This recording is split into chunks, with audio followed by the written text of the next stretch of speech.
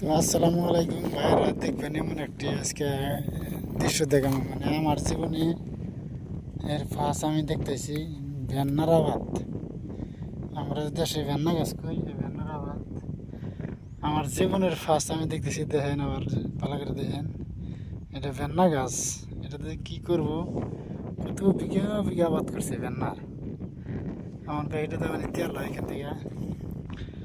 আর এমন একটি জায়গায় আইছি মানে কইতে গেলে কি মানে চারিমুড়াই 1000 কিলোমিটার করে মোটামুটি বাড়ি ঘর কোনো কিচ্ছু নাই।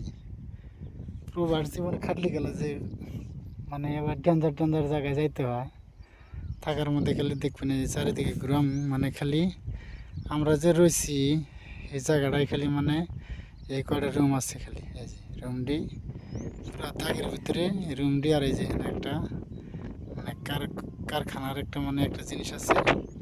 তো তাছাড়া যে ফেলে কোনো ফেলে তোর মধ্যে পুরা দাগের ভিতরে কোনো জায়গায় মানে একটা বাড়ি ঘরের চিহ্ন আছে না,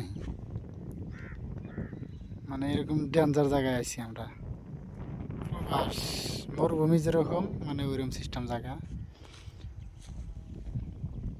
তো দেখেন যে জিনিসটা ভালো করে কোনো আইডিয়া শোনা লাইনটা আছে, মানে কারখানা যত আছে তত আছে, তো লাইন আছে, কিন্তু বাড়ি ঘরের কোনো কুল কিনারা নাই বা সংখ্যা নাই, দেখার মতো কোনো ক্যাপাসিটি নাই।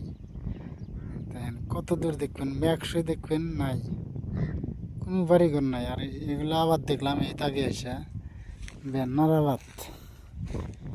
আমার জীবনের লাইফ ফার্স্ট দেখছি যে ভেন্নার আবাদ খাইছে, মানে আমরা কোনোদিন মানে স্বপ্নে ভাবি নাই।